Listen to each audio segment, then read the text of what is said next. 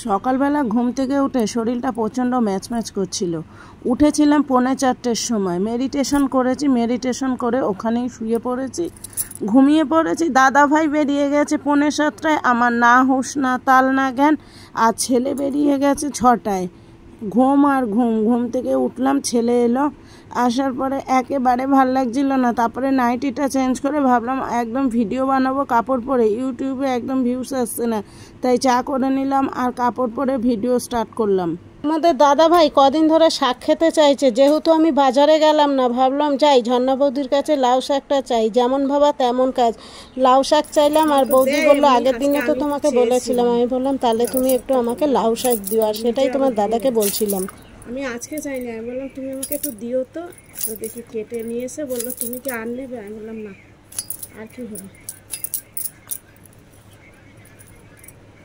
So hello friends, good morning. এখন কিন্তু already 11টা বেজে গেছে আর আমি পাশের বাড়ির বৌদির থেকে লাউ শাক নিয়ে লাউ শাক কাটতে বসে গেছি। আজকে রান্না হবে লাউ শাক নিরামিষ বড়ি দিয়ে। আর দাদা এনেছে রুই মাছ, রুই মাছ হবে আলু কাঁচা কলা দিয়ে পাতলা করে রান্না করব। তো চলো লাউ শাকটা কাটতে কাটতে বকবক করে নিচ্ছি। কোথাও ঘুরতে যাওয়ার প্ল্যানিং করছি, সে নিয়েই কথা বলছি। ছেলে রয়েছে খাটের ওপর, তো সেই সব নিয়ে আলোচনা করছি, কোথায় যাব।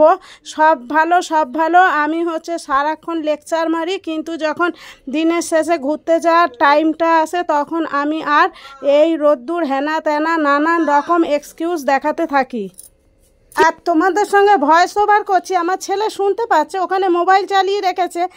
ভ্যানের চাবি দিতে এসেছিলো আমাদের একটা দাদা, তো সেই চাবিটা নিয়ে রাখ, তা না মা মা করে চিৎকার করছে। তো চলো, মাথাটা একটু গরমই হলো। রান্না করতে করতে ঘেমে গেছি, 1:30টা বাজে। মানে ভিডিও করা, রান্না করা, আরও নিজের আনুষঙ্গিক কাজকর্ম করা করতে করতে এই যে 1:30টা বাজে। এখন দাদাভাই খেতে আসেনি, তো রান্না হয়ে গেছে, ছেলে খেতে বসে গেছে। আর আমার অবস্থা দেখো, এখনও অনেক কাজ বাকি। আর আজকে ভেবেছিলাম একটু নিজে ঘুরতে যাব বাইরে। অন্য সময় তো দরকারে যাই, নিজের কোনো একটা কিছুর জন্যে যাই, আর আজকে ভেবেছিলাম একটু ঘুরতে যাব। তো যদি ঘুরতে যাওয়া হয় তাহলে তোমাদের সঙ্গে শেয়ার করবো, আর যদি না যাওয়া হয় তাহলে তো আর শেয়ারের প্রশ্নই ওঠে না। আর কি রান্না করেছি একটু দেখে নাও। কলা আলু দিয়ে মাছের ঝোল করে নিয়েছি, ঠিক আছে।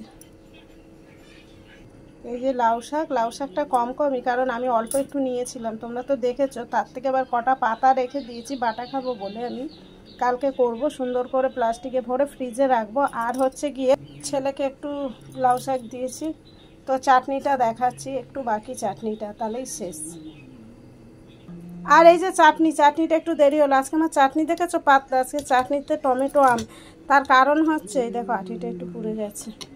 তার কারণ আমও কম ছিল আর টমেটোও কম। আর আমি গাছের আম না পেরে রান্না করতে চাইছি না, এবছর আম একটু কম হয়েছে, তো সে কারণে আজকে পারলাম না।